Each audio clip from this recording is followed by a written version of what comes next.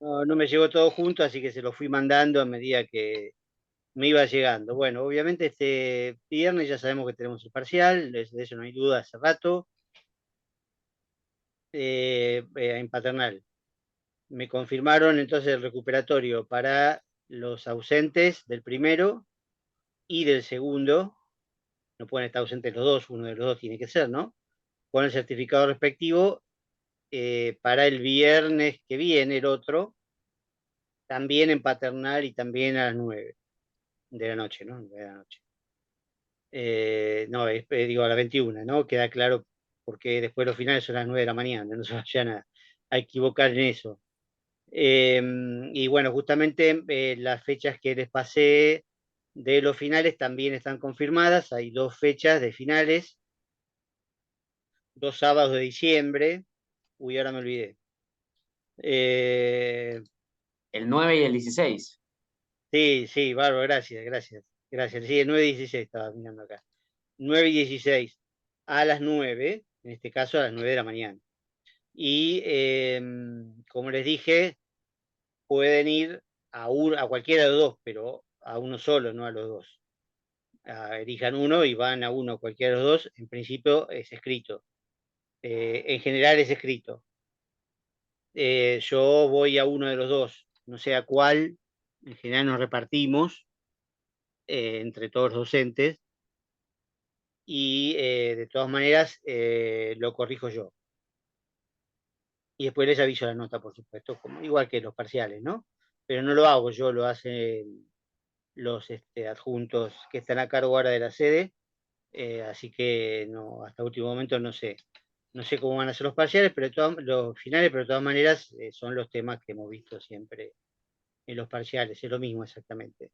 Los corrijo yo y bueno, después les avisaré de la nota y les mandaré la foto como siempre. 9 o 16, bárbaro. Yo generalmente voy en la segunda fecha, pero no es seguro porque eso depende también si hay alguno, si se desequilibra mucho, digamos, por ahí tengo que ir en la primera fecha. Pero generalmente voy en la segunda. Después es igual, no influye en nada, porque por más que esté yo, no puedo hacer nada. Y en el momento no puedo hacer nada, así que es lo mismo que nada. Me gusta ir en la segunda fecha simplemente para recoger los parciales y listo. Los finales, va. Porque si no, si voy en la primera, tengo que ir después a la casa de alguno a recogerlo. Medio aburrido. Me preguntaba hoy alguien la fecha de febrero-marzo, pero eso no, sí, no, ahora no, es imposible saber ahora la fecha. Eso recién se sabe en febrero a último momento, bueno, a último momento no tanto, pero digo, a principios de febrero se sabrá cuándo son las dos fechas correspondientes al turno de febrero y después, recién transcurrido el cuatrimestre, el primer cuatrimestre, se sabe la fecha de julio, julio-agosto, las dos fechas de mitad de año, que sería la última oportunidad que tienen de presentarse los que vayan a final. Es decir, que tienen tres oportunidades en total, no tienen obligación de presentarse a diciembre ni a febrero, pueden ir directamente a julio. Obviamente que es un riesgo porque es la última oportunidad, por supuesto, ¿no? Lo ideal es, sí, sí, sí, sí, siempre, siempre es el programa que vieron ustedes, no se agrega nada, siempre es el programa que vieron ustedes.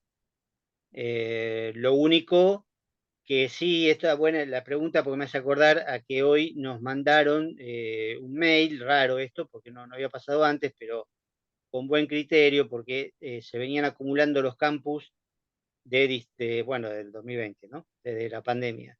Se venían acumulando los campus ocultos de todos los cuatrimestres, pero ahora este cuatrimestre ya borraron todo y aparentemente van a borrar también el de este cuatrimestre cuando empiece el próximo, o sea, en marzo, supongamos, ¿no?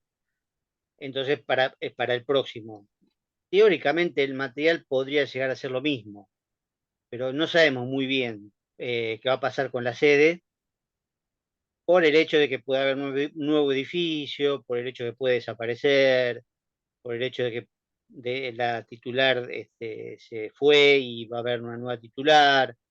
Entonces, no sabemos si el material va a ser el mismo y si va a haber un campus igual con ese material. Entonces, está muy bien el consejo que nos hayan recordado eso, que se va a borrar todo y entonces el que se quiera presentar en julio o incluso en marzo, no sé cuándo lo van a borrar exactamente, no va a tener material si no se lo baja. En el caso de los videos, como están subidos a YouTube, bueno, no se lo tienen que bajar en el video porque pesa mucho, pero con que se bajen el link y lo guarden en algún lugar, se hacen un Word y guardan todos los links y ya está, porque de ahí no se va a bajar porque eso es otra cosa. YouTube es otra cosa, eso se va a mantener, tanto en los generales como en las clases. Pero todo lo que sea PDF o Word o guía de actividades, todo lo que sea material para repasar fuera de las clases grabadas, bueno, conviene entonces que se lo bajen y lo tengan más o menos ordenado, quizás por tema o como les convenga, para repasar más adelante. Tanto si se presentan en julio como si, bueno, se presentan ahora y, bueno, les va mal en diciembre o les va mal en febrero, esperemos que no, por supuesto, y después tienen que seguir repasando con un material que no va a estar en el campus, que ya no va a estar en el campus, ¿no? Esto siempre igual, de todas maneras, teniendo en cuenta que la base está en las clases, ¿no? Es decir, con las clases siempre van a poder más o menos manejarse bien en los exámenes. Digo estas clases, ¿no? Que están grabadas. El resto es material de apoyo, ejemplos, ¿no? Y cosas que les pueden servir. Que no hay que, por supuesto, despreciarlo de ninguna manera, porque les pueden hacer preguntas sobre eso. Los otros finales, los finales de febrero y los finales de julio, suelen ser orales y no siempre estoy yo para tomar el oral. Entonces, bueno, les pueden preguntar cualquier cosa, pero nadie le va a preguntar algo secundario, digamos, algo que sea la letra chica. ¿Sí? Nadie le va a preguntar una tontería. Todo el mundo le va a preguntar las mismas cosas, los mismos temas fundamentales, lo que todos tomamos en los parciales. ¿Sí? Entonces, eso, en ese sentido, quédense tranquilos. Quédense tranquilos. Si saben el núcleo de cada tema, ya está, obviamente van a probar. Si después alguien les hace alguna pregunta que quizás ustedes creen que no la vieron o que está en algún apunte y no la dimos en clase o no se acuerdan que la mencionamos en clase quizás con otro nombre, bueno, pero eso va a ser siempre secundario. Si saben los temas fundamentales, siempre van a probar, eso es seguro, ¿sí? Así que no se hagan tanto problema con eso. Igual, por las dudas, bajen el material. Bajen el material, bajen los links, ¿sí? Por precaución. Incluso lo de las clases también, lo de las clases que yo subí, también los pueden bajar, porque si bien están en mi canal de YouTube, es difícil encontrarlos, porque están mezclados con otras cosas y bueno, entonces por ahí está medio complicado verlos si no se bajan el link, ¿sí? Pero por supuesto bajar el video completo me parece una exageración porque son videos que pesan 300, 400 megas, entonces necesitarían un disco rígido solamente para todos los videos, y no, en ese sentido no me parece práctico, ¿sí? Pero sí los links. Después lo demás todo pesa poco, los PowerPoint pesan muy poco, los docs, los documentos en Word pesan muy poco, los PDF también, así que eso no pesa nada. Eso se lo pueden guardar en un pendrive tranquilamente y tenerlo siempre a mano o en un drive. Hay tantos drives gratis también que pueden tener, aparte de Google. Hay un montón de drives que pueden tener gratis. Tienen Dropbox, tienen Terabox, tienen Mega, que les da posibilidad de juntar cosas gratis y tienen de sobra ahí para poner. A todos le dan por lo menos 15 gigas, algunos más. Así que bueno, aprovechen eso para guardar todo el material, ¿sí? Pero eso es, bueno, en función de que tuvieran que estudiar para más adelante. La idea es aprobar este parcial y listo, ya está. De todas maneras, insisto, el hecho de dicha final no es ninguna humillación particular. Esto porque existe la promoción directa y todo el mundo prefiere la promoción directa y por ahí no están acostumbrados a dar un final. Pero bueno, piensen que materias más adelante, materias van a tener que dar finales obligatorios. No es tan grave, ¿sí? Al contrario, por ahí les vendría bien practicar, pero bueno, si tienen la posibilidad de promoción directa, bárbaro. Pensemos en que este viernes tendrán la promoción directa, como me dijo alguien por ahí. No me acuerdo si era Luis, por ahí que alguien me dijo, me escribió hoy, diciendo vamos por la promoción. Y obvio, sí, más vale, vamos por la promoción. Y chao, ya está, se terminó todo. Pero puede pasar que no y que vayan al final. Bueno, si van al final, entonces no piensen que es una desgracia, ni piensen que tienen que recursar, no, digamos, traten de dar el final, no es tan difícil y es una cuestión simplemente de acostumbrarse emocionalmente a enfrentar una situación escrita u oral de final. La escrita es lo mismo que un parcial y la oral, bueno, tendrá sus ventajas, sus desventajas según las cualidades oratorias que cada uno tenga. No piensen que alguna vez por ahí tienen que hacer un debate presidencial y tienen que estar capacitados para hablar. Bueno, qué sé yo, nunca se sabe quién puede llegar, ¿no? Pero bueno, algunos tienen más habilidad para versear y otros no. En ese caso, bueno, es una ventaja. Pero repito, nadie les va a preguntar ninguna cosa rara que esté muy fuera de lo que hemos visto. Entonces las clases son la base. Pero lo demás, bueno, es un apoyo que en realidad es, por supuesto, son los textos principales, pero son los textos que han sido explicados, ¿no? Por ejemplo, en el caso de Benveniste, que van a tener una pregunta seguro, recuerden bien, en el caso del texto de la apropiación del aparato formal de enunciación, básicamente es un poco la teoría de todo el resto que hemos visto en forma práctica, ¿no? El hablante que se apropia. Sí, sí, texto analizar. Tratemos de no poner la palabra analizar porque es un poco como asustadiza. No es analizar en el fondo, porque no hemos analizado, ¿sí? No hemos llegado a analizar. Yo lo analicé, pero ustedes no, entonces no es tanto analizar. Ahora vamos a llegar.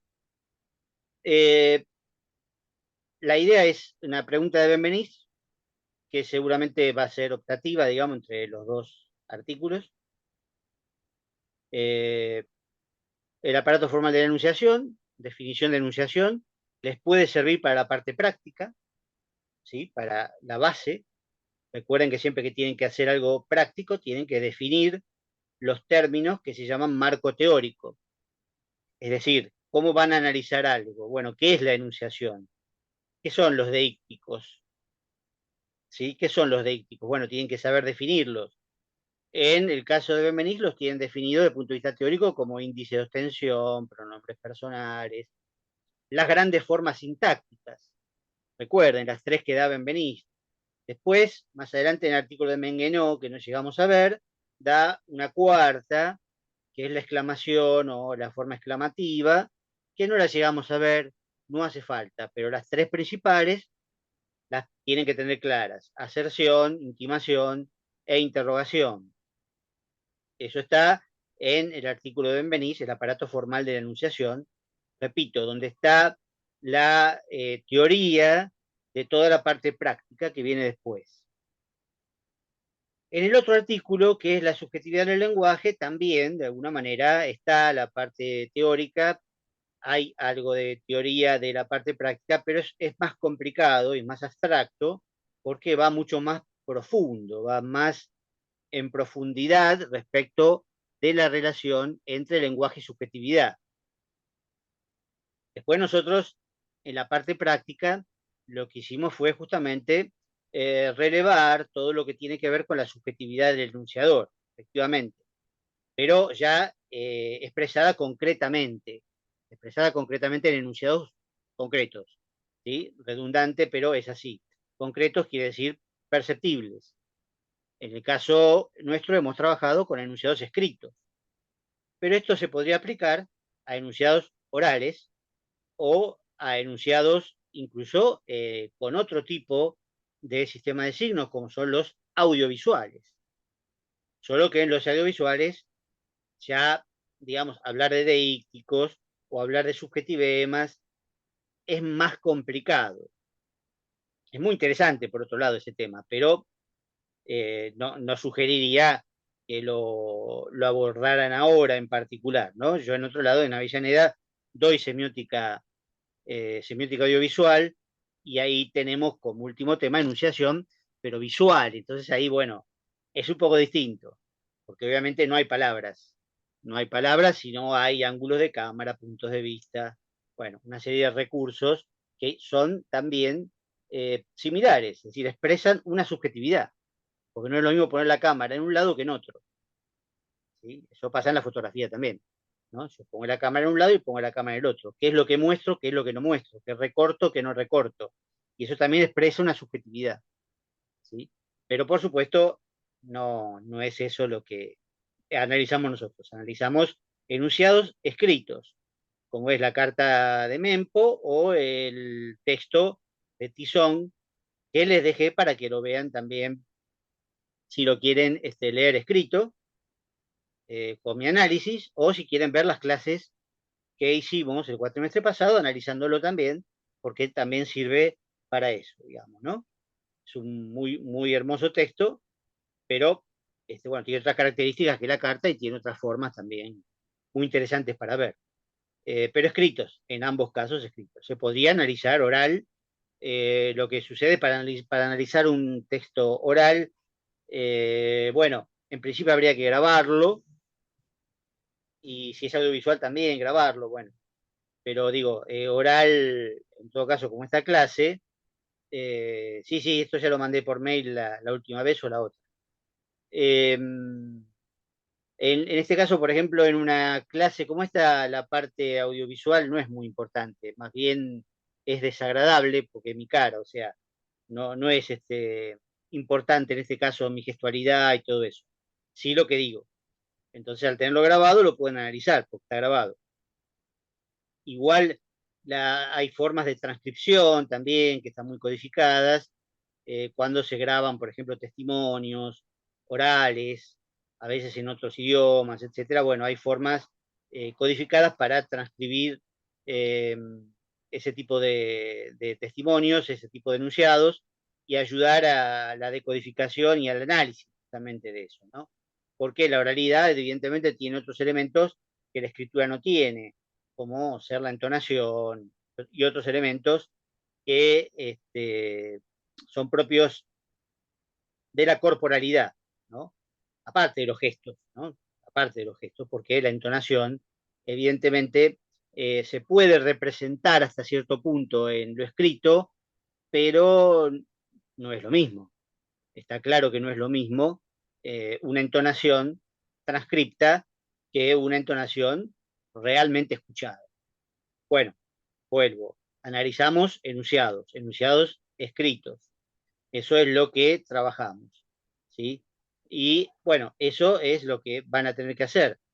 Ver en un enunciado escrito, en un conjunto, en un texto breve, más breve que el que estuvimos viendo, que si hoy tenemos tiempo lo podemos seguir viendo, ver ahí, bueno, deixis, subjetivemas y apelativos, tratando, digamos, de reconstruir la intención del enunciador mediante esos elementos. Es decir, desde qué punto de vista habla y qué efecto quiere producir en el otro. Recuerden el tema de la reacción, ¿no? Es decir, el tema del enunciatario. Hay un enunciatario y quiero influir sobre él.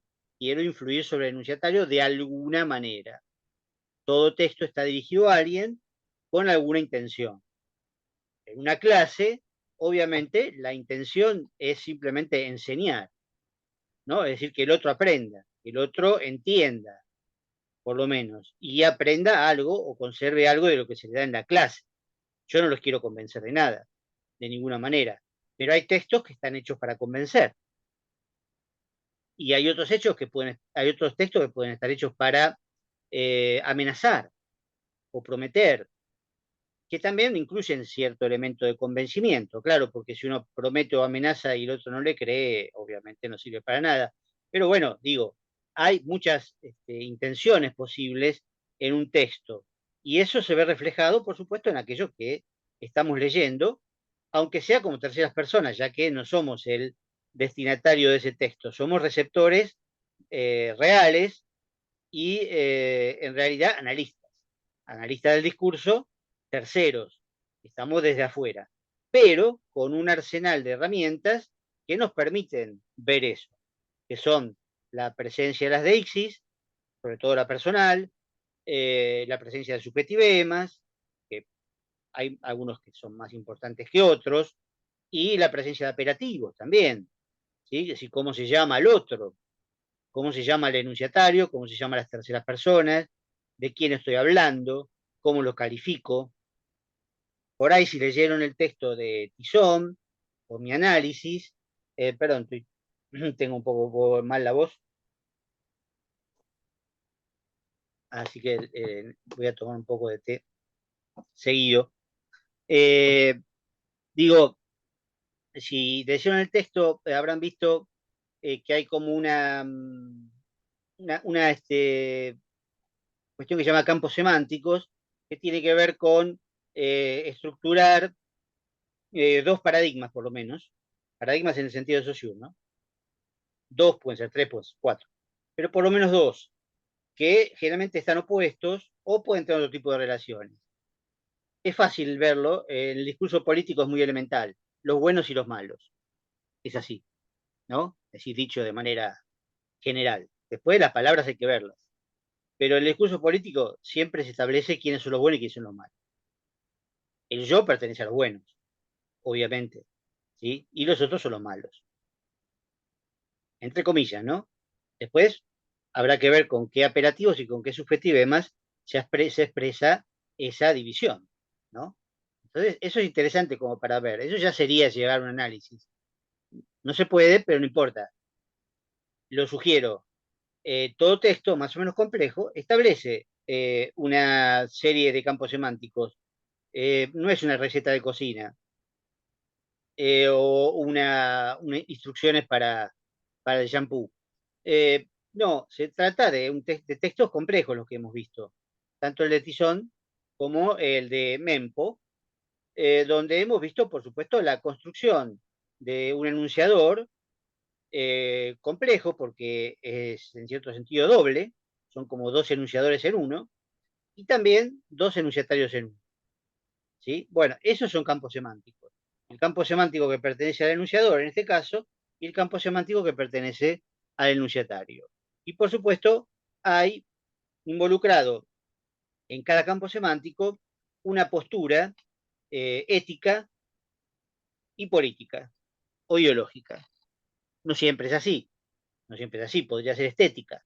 Si uno toma un texto de crítica de arte, por ejemplo, o de teoría del arte, es probable que los valores éticos e ideológicos estén muy implícitos, no estén presentes. Lo que están son los valores estéticos. Es decir, si la obra de arte es buena o mala. ¿Y por qué?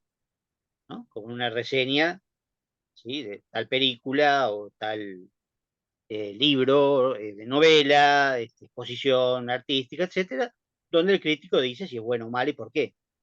¿No? Bueno, hay una argumentación ahí que también expresa la subjetividad del enunciador, donde hay una serie de valores que se juegan, pero en este caso son valores estéticos principalmente, aunque por supuesto el crítico podría también agregarle elementos de tipo ético o ideológico. De hecho, se puede hablar de una ideología estética, ¿sí? No toda ideología es política, hay una ideología estética también, o hay una ideología de género, o una ideología racial, ¿sí? Sí, hay distintos tipos de ideologías. Uno confunde siempre la ideología con la política y son dos cosas distintas. ¿Sí? La ideología es más amplia, pero bueno, tiene que ver con una visión del mundo. Y esa visión del mundo es la que expresa el enunciador, ¿sí? Y la que se expresa en el enunciado, ¿sí? no en el emisor, porque el emisor, como dijimos muchas veces, no sabemos quién es y no sabemos si realmente piensa lo que dice o siente lo que dice que está sintiendo. Sí, una ideología estética tiene que ver con esto, con la configuración de una visión de aquello que es bueno o malo, ¿no? De qué tipo de valores estéticos se juegan. Por ejemplo, si una película debe ser apta para todo público o no. Si una película tiene que ser entendible fácilmente o tiene que ser compleja. ¿Sí? Eso es una ideología estética. O si, o si tiene que ser realista, por ejemplo. Si tiene que ser una película, tiene que ser realista o no, verosímil o no. Bueno, son elementos muy generales, pero nos remiten a ideologías estéticas. ¿Sí? Y en cuanto a la racialización, tiene que ver justamente con la idea de que existen las razas, primeramente, cosa que no, por supuesto no pasa porque no existen las razas, no es un concepto científico. Ya de por sí, el racismo es una ideología.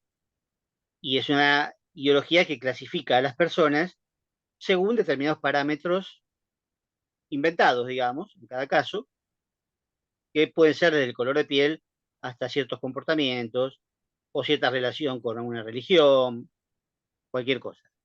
Y además, por supuesto, la clasificación de razas inferiores y superiores, ¿no? Porque no hay racismo objetivo en ese sentido. No es que el racismo sirva para una mera clasificación científica, porque para empezar, repito, no hay ninguna base científica para clasificar a las personas racialmente.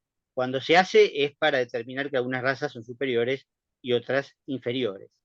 ¿Sí? Eso es una ideología racial. Y la ideología de género, por supuesto, es obviamente es algo cotidiano también, tiene que ver con la consideración respecto de si existe solamente un binarismo sexual, si hay diversidades, si no hay diversidades, si hay derecho a ejercer una identidad de género autopercibida, si no lo hay, qué derechos tienen las personas que pertenecen a diversidades sexuales, bueno, todo eso, cuántos géneros hay, ese tipo de cosas tienen que ver con ideologías de género. Y cada enunciador puede dar su opinión de diversas maneras que están contrastables con otras, que son contrastables con otras opiniones totalmente distintas. ¿Sí? El sexismo, en general, es una ideología, como el racismo. El sexismo es básicamente una ideología que implica que los hombres son superiores a las mujeres, así nomás. O sea, es la base de la dominación masculina. Pero después también está la cuestión respecto de la heteronorma, respecto de que la heterosexualidad es la norma, mientras que cualquier desviación de la heterosexualidad sería anormal, enfermiza, desviada, etcétera, etcétera. Eso también es ideología. ¿Sí? No hay nada que tenga que ver con la ciencia ahí, es solamente una opinión. ¿Sí? Pero es una opinión que lleva acciones. La ideología lleva acciones, generalmente. No es una teoría solamente. La palabra teoría y la palabra ideología son muy parecidas en su origen. Solo que la teoría, claro, pertenece al ámbito de la ciencia y la ideología pertenece más bien al ámbito de acción de determinados grupos, sean clases sociales, sean géneros, sean etnias. ¿No? A un famoso antropólogo y crítico cultural inglés, Stuart Hall, decía, los ingleses creen que todo el mundo tiene una etnia menos ellos. ¿No? Es muy gracioso. Claro, todos pertenecemos a alguna etnia, o sea, a alguna raza, pero los ingleses no. Los ingleses son seres humanos que no pertenecen a ninguna etnia. Bueno, era un chiste, pero tiene razón. Y eso es obviamente una subjetividad global, ideológica, no de un individuo, sino de todo un grupo dominante. Pero esto nos llevaría de todas maneras a lugares muy profundos. A lo que voy es que este tipo de subjetividades se manifiestan, como sabemos, en el enunciado. Primero, vuelvo al artículo de Benveniste, la subjetividad en el lenguaje. Recuerden que para Benveniste, en principio, el lenguaje no es una herramienta o un instrumento como cualquier otro para comunicarse, que tenga una finalidad X, en este caso comunicarse, porque es muy anterior a la comunicación. Es directamente constitutivo de la subjetividad humana. No hay sociedad, no hay ser humano sin lenguaje. Después el lenguaje se puede utilizar para comunicarse y para otras cosas, como decíamos recién, ¿sí? Porque convencer no es comunicar. Comunicar es transmitir una información, ¿sí? Pero convencer no es simplemente comunicarse, es otra cosa. Es decir, el lenguaje sirve para muchas cosas, pero antes de ser un instrumento, ¿sí? Constituye al ser humano como tal, le da conciencia de sí y del otro, ¿sí? Entonces esto también sirve para la teoría, pero es más profundo. Es más profundo, digamos, como para aplicarlo directamente, ¿no?, a lo que sería el análisis del texto. No el análisis, olvidemos la palabra análisis, sino para relevar los elementos que tienen que identificar. O sea, en principio van a tener que identificar elementos, ¿no? Todos los que puedan, y explicarlos, no hacer una lista, sino tratar de explicarlos. Bueno, este es un apelativo de tal característica, bueno, se refiere a tales personas, la intención del autor, etcétera, etcétera. Bueno, eso vale para cada díptico.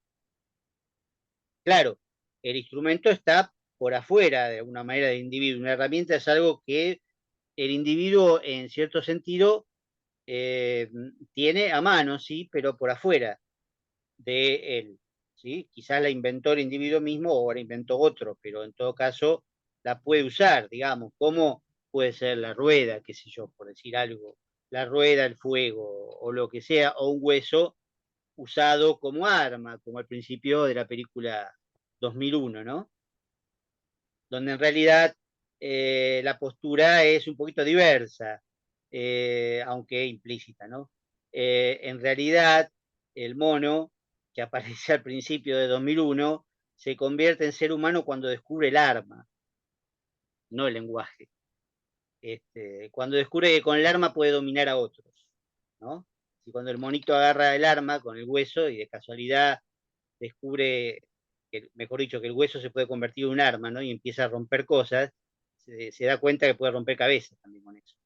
Y ahí se convierte en el líder de un grupo que va armado con huesos contra otro grupo que no tiene esas armas, ¿no? Y de alguna manera la propuesta es, bueno, ese es el ser humano, digamos. En el origen del ser humano está la violencia antes que el lenguaje. Pero bueno, eso es otra cosa. Interesante, muy interesante. Pero, por supuesto, no se ve que el mono se convierta realmente en hombre, sino sigue siendo mono. Así que no es que se convierte en hombre en la película. Pero es significativo, digamos que no habla el mono, ¿sí? Se comunica con ruidos, digamos, con sonidos guturales que tienen significado, es un protolenguaje, ¿no? Es un lenguaje anterior al lenguaje, pero en realidad, de alguna manera, lo que se sugiere es que lo fundamental es el descubrimiento del arma y por lo tanto del poder, ¿no? Que viene de las armas y no del lenguaje.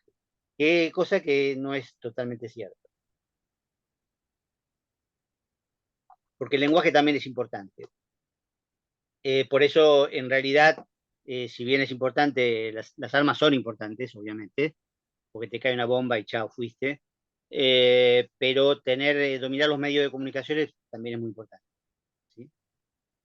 Y los medios de comunicación son lenguaje. Así que el arma sola no sirve. El medio de comunicación te sirve para convencer de que la bomba está bien, ¿no? Que la bomba haya caído está perfecto. Eso es interesante también, ¿no? Eh, Eso muy bueno, si quedaría algo por fuera del lenguaje. En realidad no lo sabemos, ¿no? Hay muchos filósofos que se lo han preguntado, ¿no? Pero bueno, sí, probablemente no. Los filósofos idealistas piensan que no hay nada por fuera del lenguaje, que no hay nada por fuera de la conciencia y la conciencia está hecha del lenguaje. Entonces, evidentemente, no hay nada fuera del lenguaje. pero no, después hay los filósofos realistas dicen, no, si hay algo fuera del lenguaje, solo que es difícil acceder a él, por supuesto, ¿no? Y es difícil acceder a él, acceder a eso que está fuera del lenguaje. Aprovecho la pregunta para insistir en esto, porque la subjetividad se presenta en el enunciado siempre frente a otra subjetividad posible. ¿Sí? Si bien tenemos como posible discurso objetivo la ciencia, no tenemos un claro límite entre el discurso subjetivo y el discurso objetivo, que sería la ciencia. ¿Sí? No hay un límite muy claro. Debería haberlo, pero no lo hay. ¿Por qué? Eh, sí, bueno, hay muchos análisis de la corporalidad que tienen que ver sí, con el manejo del cuerpo, con mostrar el cuerpo, eso la clase pasada lo mencionamos, ¿no? Con el hecho de mostrar el cuerpo o no mostrarlo, bueno, eso está bien. Pero me refería principalmente, no tosan porque me distraen. Ahí me distrajeron. Alguien tosió y me distrajo, bueno, no importa. No, me refería a que la ciencia, por ejemplo, nadie discutiría el teorema de Pitágoras. El teorema de Pitágoras está demostrado, punto, no hace falta discutirlo, no hace falta demostrarlo otra vez. O cualquier teorema de la antigüedad, teorema de Tales, etcétera. Pero claro, hay gente que discute que la Tierra es esférica, qué sé yo. Entonces ya los límites